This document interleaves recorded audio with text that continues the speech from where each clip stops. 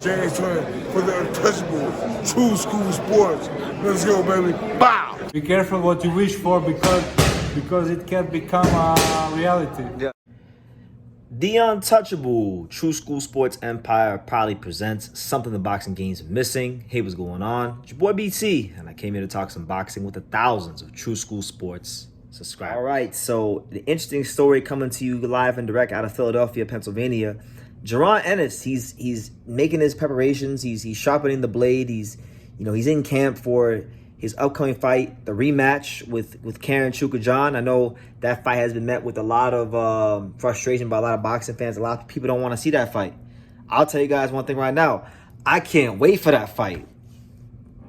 I haven't been this excited for a Boots fight in a long time, actually, just because I like the thought process of I want to see what Boots' boxing IQ is like. I want to see how he adjusts to the awkward style of Karen in the rematch, because in my opinion, I thought when they fought the first time, I thought he looked pretty regular in comparison to how he normally performs, and there were some adjustments in that fight he didn't make that I want to see if he can make him this time around. So I like the fight, but he brought in a fighter that I'm very familiar with, a guy that I would even venture to say is a friend of the program, a person that I am a fan of, a big fan of, and especially here in America, I don't think there's many people that were really talking about this guy before me, and that's none other than the problem. And I ain't talking about the American problem. I'm talking about the British problem. I'm talking about Michael Mckinson. Yes, he was in camp with Boots, and he's been sparring with Boots, and I think that's good work for Boots, because even though Mckinson is a southpaw and Chukhadzhian is an orthodox, but Mckinson is very awkward and moves around and has good footwork,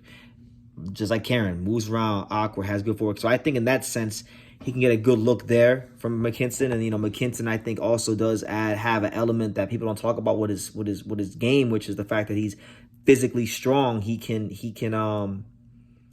able to really, move guys in there. That's why even though he only has 4 knockouts and 20 something or 30 fights, very low knockout percentage, but he's strong, physically strong. I think technique wise, he has to sharpen some things up. But look, it's really good work for Boots because of what he brings to the table. And then Mckinson, he's actually getting ready for a pretty important fight himself, because Mckinson will be taking on the South African and the number 11, I believe he's number 11. Yes, the number 11 WBC welterweight contender, Thulani Mbenge, all right? And he's 20-2 with 15 knockouts. He's fought Suleiman Sissoko, lost to him. He fought Sebastian Formella a couple of years ago, lost to him.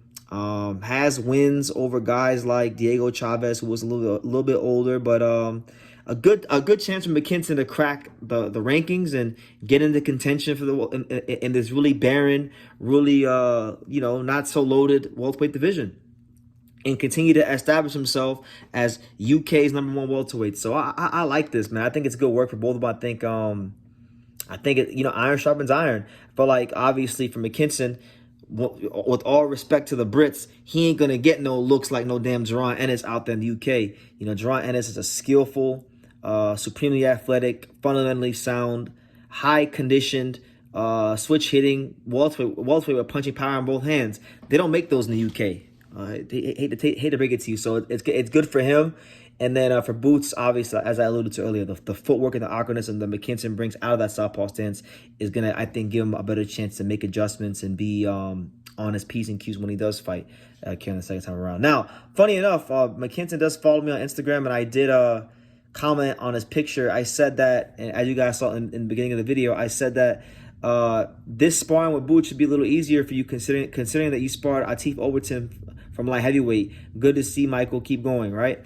And Atif Overton, big, tall, southpaw, light heavyweight, I think potentially championship material if he gets the fights and is able to develop properly, right? Mckinson actually responded to me and he said, Boots is the best person I've shared a ring with. The rounds were so valuable.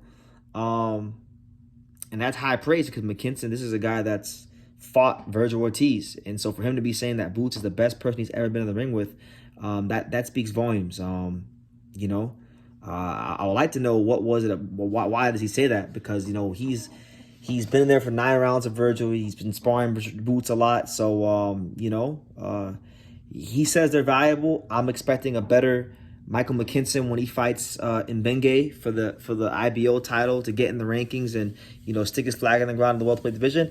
And I'm damn sure expecting a better Boots going into the Karen Chukhadzhian fight. Because I'll tell you this, Karen doesn't have the physical strength of a McKinson.